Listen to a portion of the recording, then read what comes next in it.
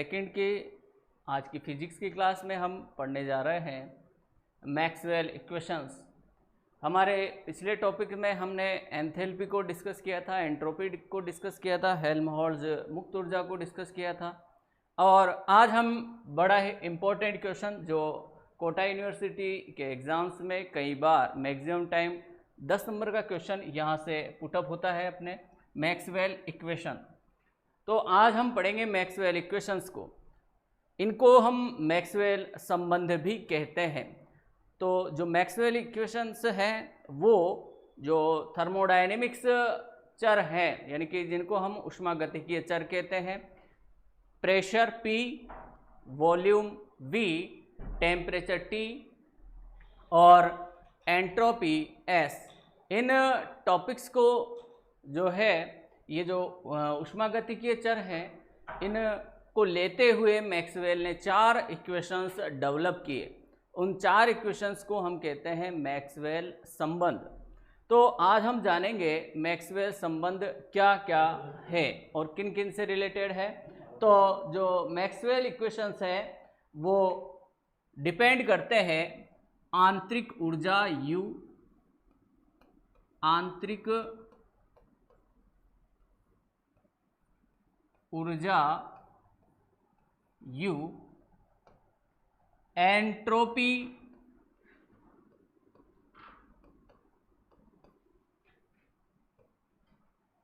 और एंट्रोपी को जो है हम आप लोग जानते हैं S के द्वारा रिप्रेजेंट करते हैं। इसके अलावा जो है हमारे पास एंथैल्पी,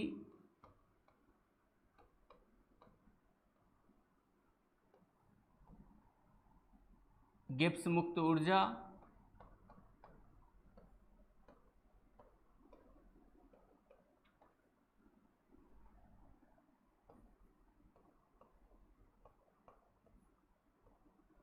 और हेल्महोल्ट्ज़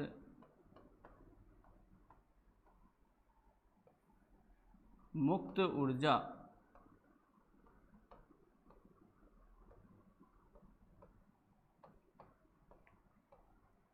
ये सभी जो है प्रेशर P, V और टेम्परेचर T और एंट्रोपी के जो है पद होते हैं।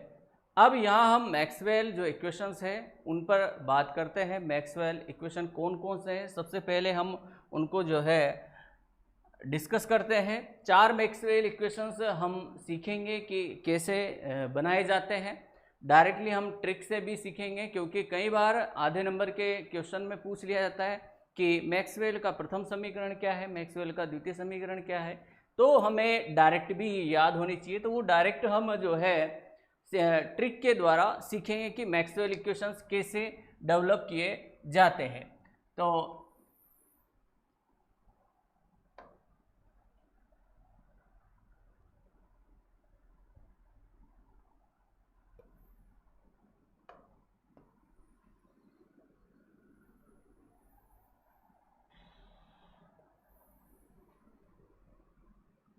तो अब हम देखते हैं मैक्सवेल इक्वेशंस को।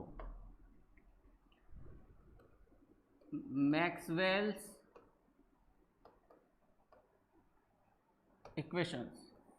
सबसे पहले हम मैक्सवेल का जो फर्स्ट इक्वेशन है वो डेवलप करना सीखते हैं।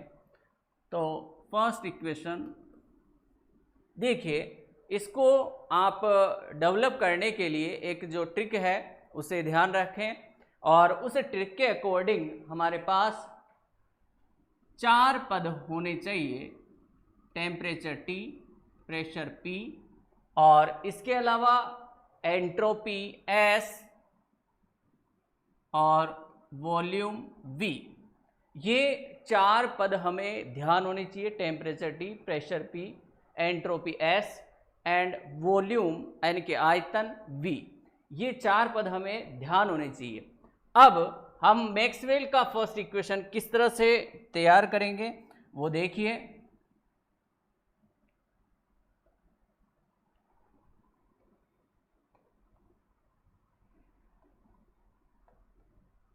तो यहाँ मैक्सवेल का फर्स्ट इक्वेशन हम तैयार करने जा रहे हैं। तो देखिए, यहाँ हम P से S की ओर, यानी कि हम अवकलज के रूप में del P upon del S लेंगे और जहाँ से शुरू किया है उसके नीचे का जो पद है वो हम कांस्टेंट के रूप में रखने जा रहे हैं। तो यहाँ हम देखेंगे कि सबसे पहले हम शुरू करते हैं T से, तो T से V की ओर और T के नीचे का जो पद है वो कांस्टेंट के रूप में रहेगा, यानी कि del T upon del V constant S is equal to, और एक दूसरे को क्रॉस करते हुए है, इसलिए यहाँ पर हम ध्यान रखेंगे कि इस कंडीशन में माइनस हमें रखना है।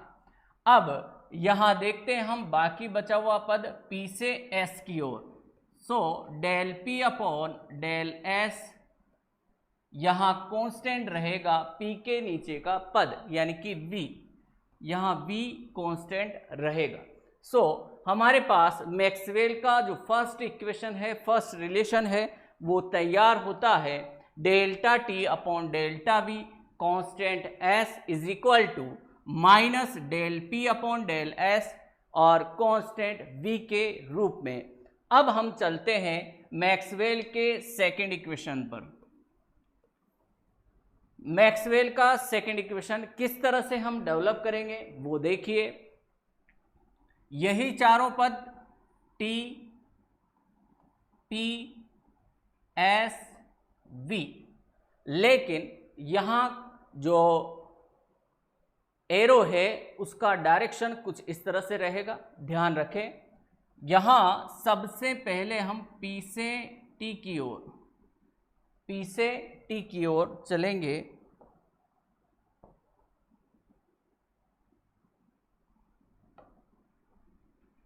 P से T की ओर और P से T की ओर, फिर S से V की ओर, इस तरह से। तो हम मैक्सवेल का जो दूसरा इक्वेशन है वो डेवलप करने जा रहे हैं।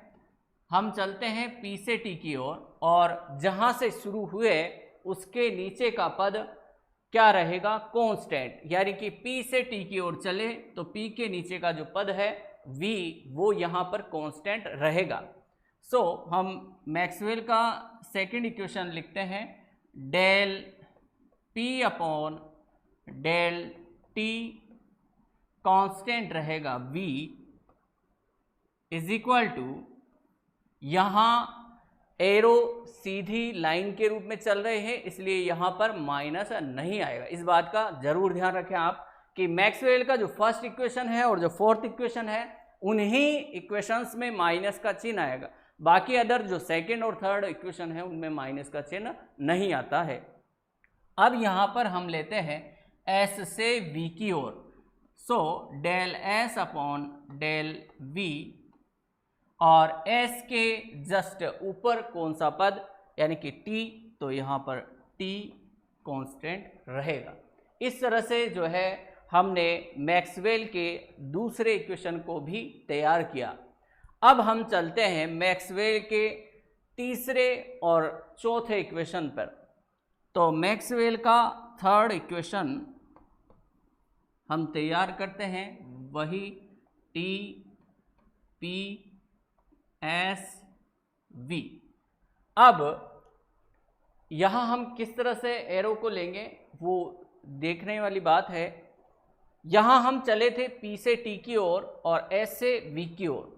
अब यहाँ एरो जस्ट अपोजिट कंडीशन में, यानी कि विपरीत डायरेक्शन में चलेंगे। अब चलेगा T से P की ओर और P के बाद V से S की ओर, इस तरह से अपोजिट डायरेक्शन में, जस्ट इसके अपोजिट। तो हम यहाँ इनका डायरेक्शन चेंज करते हैं। अब ये चलेगा T से P की ओर, V से S की ओर, इस तरह से। और यहाँ पर जो एरो है वो सीधे हैं, इसलिए जो थर्ड इक्वेशन है वहाँ पर भी माइनस का चिन्ह नहीं आएगा। तो देखते हैं, हम डेवलप करते हैं मैक्सवेल का third equation, del T by del P constant T के नीचे का पद S is equal to P, T से P की ओर गए, V से S की ओर आएंगे तो del V upon del S constant V के जस्ट ऊपर का जो पद है P, या यूं भी ध्यान रख सकते हैं कि यहाँ P था तो S कांस्टेंट था, यहाँ S है तो P कांस्टेंट रहेगा, यहाँ T है तो कांस्टेंट V है, यहाँ V है तो T कांस्टेंट रहेगा। इस तरह से भी आप लोग इसको ध्यान में रख सकते हैं। ये था हमारे पास मैक्सवेल का तीसरा इक्वेशन। अब हम तैयार करते हैं मैक्सवेल का जो फोर्थ इक्वेशन है, इसको हम स्लाइड में डाल देते हैं।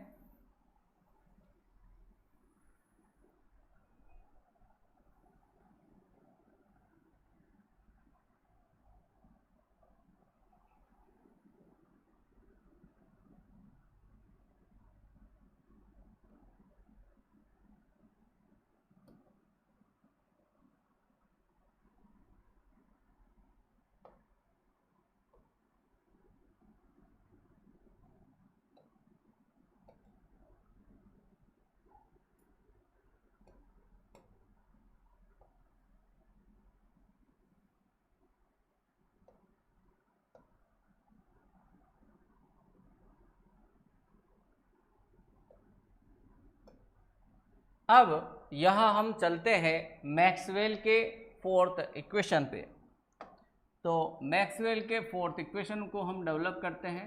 फोर्थ इक्वेशन हमने वही formula T P S V के रूप में, यहाँ पर जो हमने फर्स्ट कंडीशन देखी थी मैक्सवेल के फर्स्ट इक्वेशन की, तो वही कंडीशन रहेगी, लेकिन जहाँ हम एरो टी से वी की ओर और पी से एस की ओर ले रहे थे, अब एरो जस्ट उनसे अपोजिट डायरेक्शन में हो जाएगा। यानी कि जो एरो है एस से पी की ओर और वी से टी की ओर चलेगा, और जहाँ से एरो शुरू हो रहा है उसके जस्ट ऊपर या नीचे का जो पद है वो क्या रहेगा, कांस्टेंट रहेगा। ये हमें यहाँ पर ध्यान रखना है। तो हम डेवलप करते हैं मैक्सवेल का जो फोर्थ इक्वेशन है वो डेवलप करते हैं। सो यहाँ हम एरो लेते हैं इस तरह से। तो देखिए सबसे पहला जो हमने इक्वेशन डेवलप किया उससे जस्ट अपोजिट हमें एरो का डायरेक्शन लेना है, और मैंने कहा है कि जो फर्स्ट और फोर्थ इक्वेशन है वहाँ ये माइनस का चिन्ह आता है। ध्यान रखें जहाँ क्रॉस में एरो है वहाँ माइनस का चिन्ह हमें मैक्सवेल इक्वेशंस में जरूर लेना है। तो हम यहाँ डेवलप करते हैं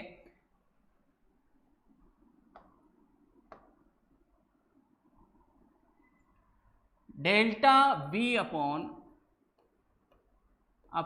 डेल्टा टी, और V से T की ओर गए, V के जस्ट अब ऊपर की तरफ P है तो P यहाँ कांस्टेंट रहेगा, माइनस S से P की ओर जाएंगे तो del S upon del P, S upon del P, और यहाँ S से P की ओर गए तो S के जस्ट अपोजिट ऊपर की तरफ जो है T है, या यहाँ से देख सकते हैं कि P कांस्टेंट था, P लिया तो अब यहाँ क्या कांस्टेंट रहेगा, T कांस्टेंट रहेगा। ये हो गया हमारे पास मैक्सवेल का फोर्थ इक्वेशन। तो यहाँ से हमें इस ट्रिक के द्वारा, इन ट्रिक्स के द्वारा ध्यान रखना है कि मैक्सवेल के जो चार इक्वेशन है वो कैसे हम डेवलप कर सकते हैं। केवल हमें ध्यान रखना है सभी में टी पी एस वी, और फर्स्ट टाइम ऊपर से नीचे की ओर क्रॉस एरो, सेकंड में हम जो है P से T की ओर, S से V की ओर, और थर्ड में जो है T से P की ओर और S से V की ओर जो है एरो का डायरेक्शन रखना है, और फोर्थ वाले में जो हमने फर्स्ट कंडीशन ली थी जस्ट उसके अपोजिट हमें डायरेक्शन एरो का लेना है। और यहाँ फर्स्ट मैक्सवेल इक्वेशन और जो फोर्थ मैक्सवेल इक्वेशन है वहाँ पर किसका चिन्ह आएगा, माइनस का चिन्ह आएगा। ये सबसे इम्पोर्टेंट चीज़ हमें ध्यान में यहाँ रखनी है। अब इसके बाद हम बात करते हैं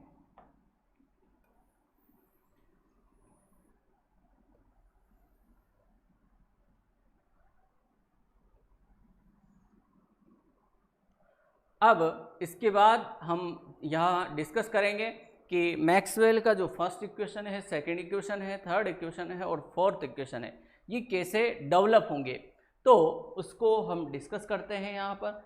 सो सबसे पहले हम लेते हैं यहाँ पर मैक्सवेल का फर्स्ट इक्वेशन।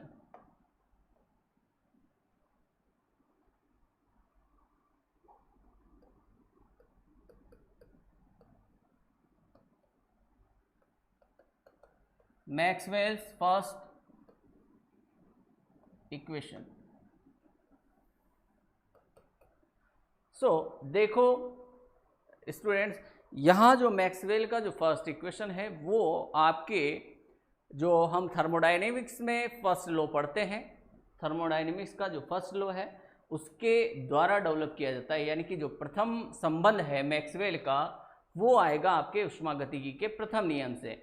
और ऊष्मागतिकी के प्रथम नियम को हम जानते हैं कि किसी निकाय द्वारा ग्रहण की गई ऊष्मा उस निकाय की आंतरिक ऊर्जा तथा उस निकाय के द्वारा किए गए कार्य के योगफल के बराबर होती है। यदि कोई निकाय dq ऊष्मा ग्रहण करता है तो उसकी जो आंतरिक ऊर्जा है du और उसके द्वारा जो किया गया कार्य है pdv उन दोनों के योगफल के बराबर होता है। तो यहाँ हम देखेंगे कि ऊष्मागतिकी का जो प्रथम नियम है उसके according, so we know that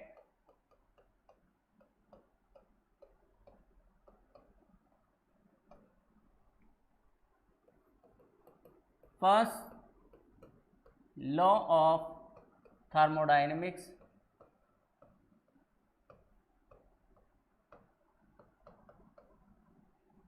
dq is equal to du plus p dv। ये हमारे पास थर्मोडायनेमिक्स का फर्स्ट लॉ होता है कि जो ग्रहण की गई ऊर्जा है dq वह उसकी आंतरिक ऊर्जा और उसके द्वारा की गई जो कार्य है उसके योगफल के बराबर होता है। यानी कि dq तो उसके द्वारा ग्रहण की गई ऊर्जा है और ये जो du है ये उसकी आंतरिक ऊर्जा है और pdv उस निकाय के द्वारा किया गया कार्य होता है। अब इसके बाद हम बात करते हैं यहाँ से जो थर्मोडायनेमिक्स का सेकेंड लॉ है, according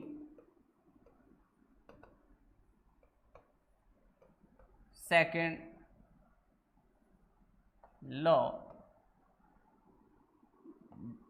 ds is equal to dq upon t। यानी कि जो एंट्रोपी है वह entropy ds is equal to dq upon t, यानी कि उस ग्रहण की गई ऊर्जा और टेम्परेचर के अनुपात के इक्वल होती है। ये हमारे पास जो है सेकेंड लॉ, ये थर्मोडायनेमिक्स का सेकेंड लॉ है। और इसके बाद हम बात करते हैं, देखिए हम इस इक्वेशन को जो है इक्वेशन फर्स्ट देते हैं। ये इक्वेशन फर्स्ट आपके पास, ये इक्वेशन टू आपके पास। आगे बढ़ते हैं। अब यहाँ से हम देख सकते हैं कि dq इज इक्वल टू, यहाँ से dq की वैल्यू फाइंड आउट करें। So dq is equal to t ds, ये हमें फाइंड आउट होता है। तो dq की वैल्यू जो TDS है वो हम इक्वेशन फर्स्ट में यहाँ पुट करेंगे। तो यहाँ इसको देते हैं हम, इसको हम इक्वेशन 2 नहीं देंगे, इसे देंगे हम इक्वेशन सेकेंड। ये आपके पास इक्वेशन सेकेंड, ये आपके पास जो है इक्वेशन सेकेंड है। So from equation 1 and equation second, from equation first and second हम यहाँ से रखेंगे वैल्यू dq की, TDS is equal to du plus pdv। ये इक्वेशन हमारे को मिलता है TDS is equal to du plus pdv के रूप में। सो यहाँ हम du की वैल्यू फाइंड आउट करते हैं।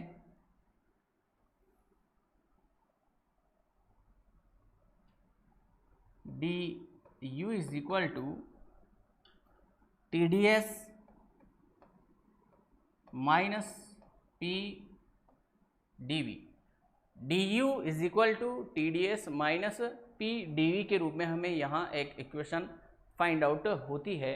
और इस इक्वेशन के अकॉर्डिंग हम कह सकते हैं कि जो u है वो u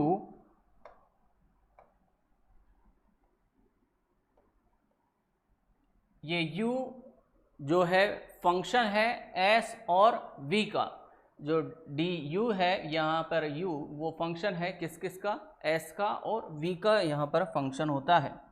सो हम यहाँ देखेंगे u is a function of s and v, यानी कि एंट्रोपी और वॉल्यूम दोनों का फंक्शन है। अब इसको हम आगे डिस्कस करते हैं। अब जो इक्वेशन नंबर 3 है इसको हम जो है आंशिक अवकलित करते हैं। हम इसे जो है स्लाइड में डाल देते हैं।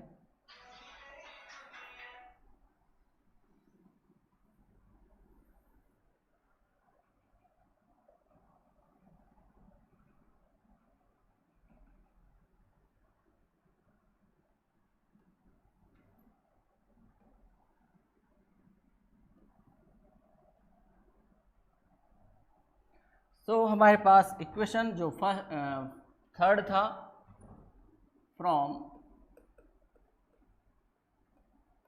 इक्वेशन थर्ड, वो हमारे पास इक्वेशन जो थर्ड थी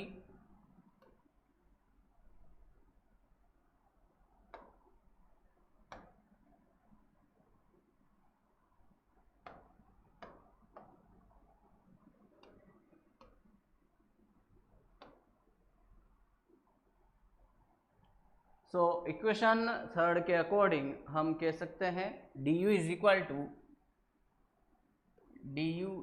to TdS minus P dV। ये हमारे पास इक्वेशन थर्ड थी।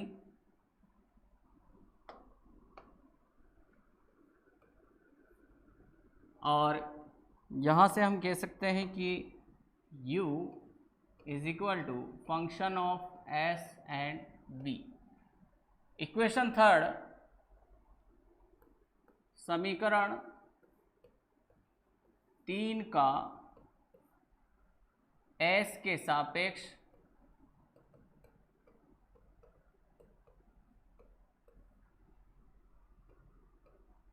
आंशिक अवकलज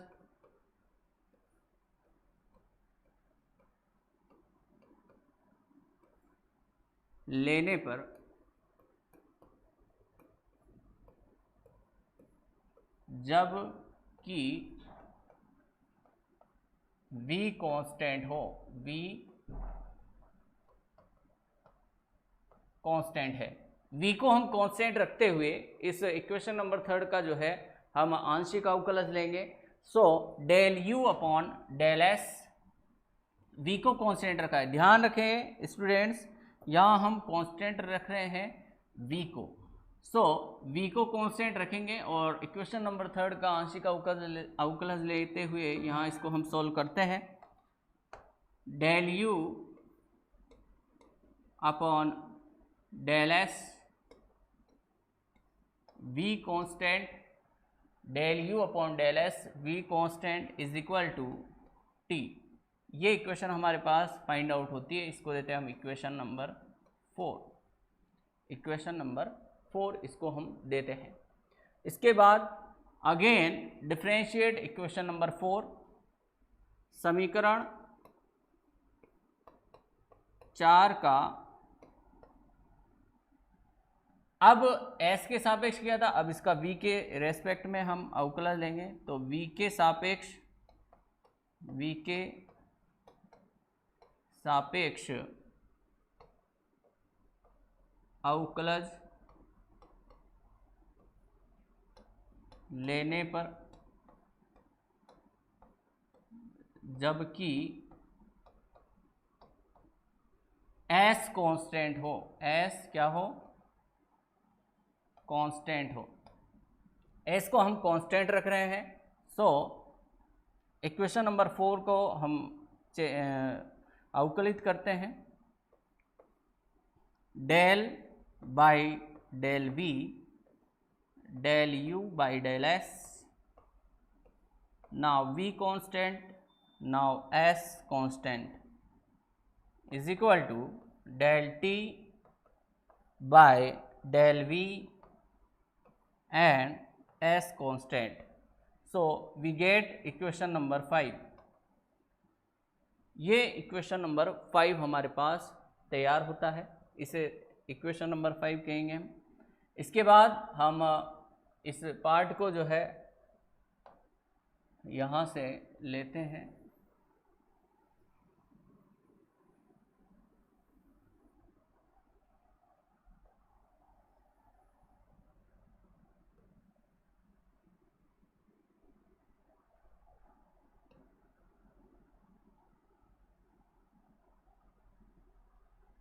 अब हमने जैसा कि इक्वेशन नंबर जो हमने फाइंड आउट किया था, इक्वेशन नंबर 5, इक्वेशन नंबर 5 में हमने इसको जो है s के सापेक्ष जो है इसका अवकलन कर दिया था, v के सापेक्ष अवकलन लिया था और s को कांस्टेंट रखा था। अब यहाँ हम इसको जो है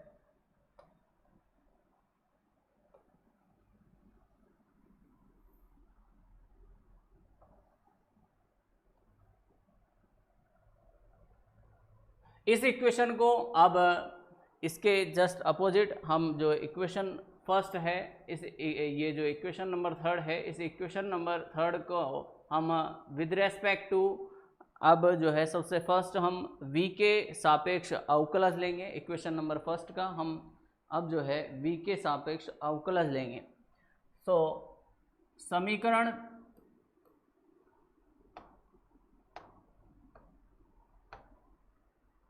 समीकरण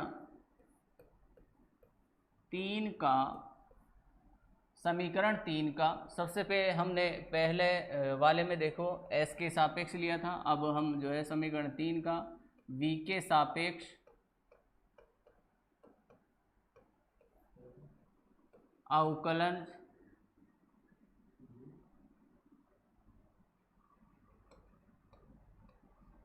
अवकलन करने पर, जबकि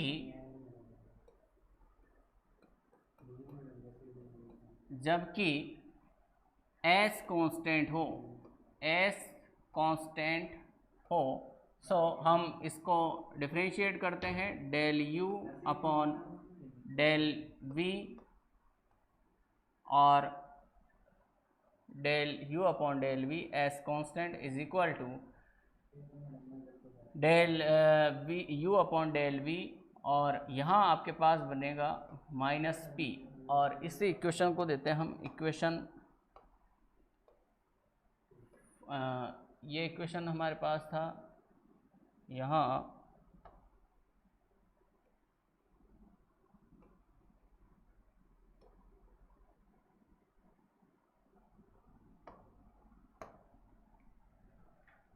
सो ये जो है इक्वेशन हमारे पास बनेगा इक्वेशन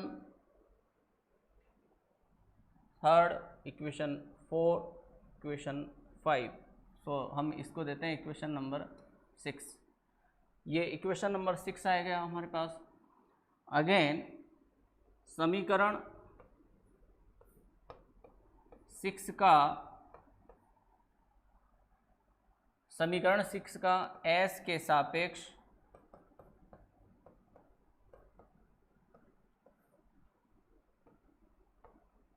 अवकलज लेने पर, जबकि s के सापेक्ष अवकलज लेने पर जबकि v कांस्टेंट हो, v को आप कांस्टेंट रखेंगे, so del upon del s del u upon del v s v constant is equal to minus का del p upon del S और v कांस्टेंट, इसे देते हैं हम इक्वेशन नंबर 7। ये इक्वेशन नंबर 7। अब हमने जो इक्वेशंस देखे, इक्वेशन 3rd, इक्वेशन और इक्वेशन 5th एंड इक्वेशन 7,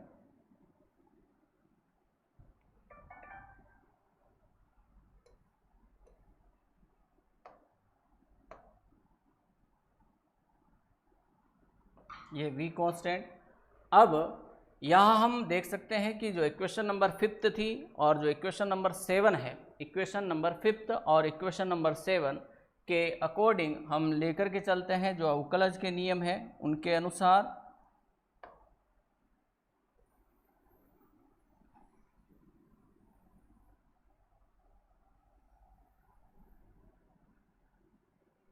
अवकलज के नियमों के अनुसार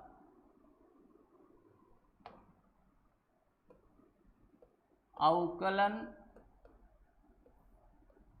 के नियमानुसार अवकलन के जो नियम है उनके अकॉर्डिंग जो इक्वेशन है, अवकलन के नियमों के according del v upon del S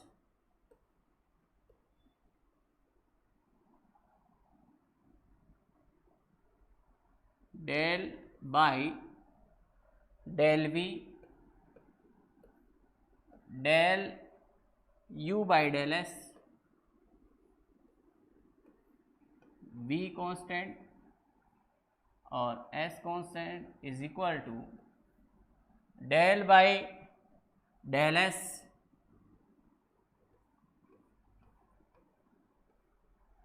del u upon del v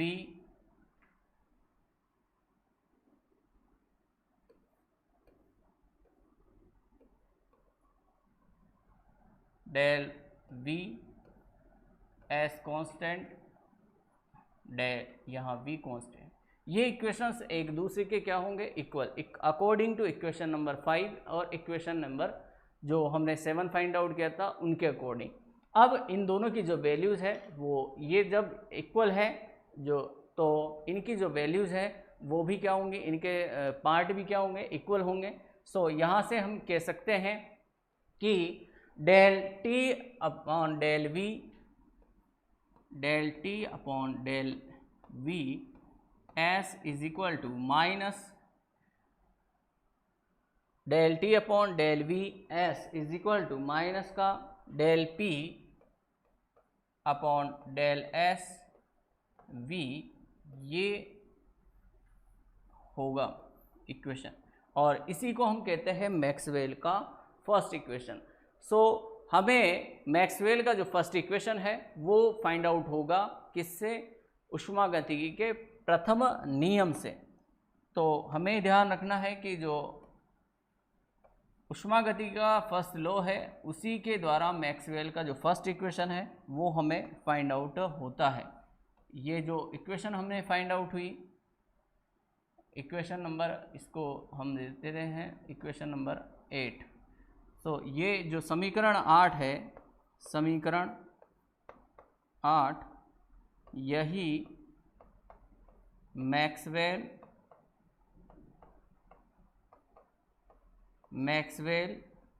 का प्रथम समीकरण कहलाता है। आज की क्लास में हम इतना ही पढ़ेंगे। बीएससी सेकेंड ईयर के आज की क्लास में हमने सीखा मैक्सवेल संबंध और मैक्सवेल का जो फर्स्ट इक्वेशन है वो किस तरह से डेवलप होगा। नेक्स्ट क्लास में हम डिस्कस करेंगे मैक्सवेल के द्वितीय समीकरण को, मैक्सवेल के तृतीय समीकरण को और मैक्सवेल के चतुर्थ समीकरण को। All of students, thank you. आप जो है चैनल को लाइक एंड सब्सक्राइब करें ताकि आपको जो जैसे ही बीएससी से रिलेटेड जो भी नए टॉपिक का लेक्चर तैयार होकर के अपलोड होता है आप लोगों को सूचना मिल जाए। और ज़्यादा से ज़्यादा लाइक एंड सब्सक्राइब करें। Thank you all of students.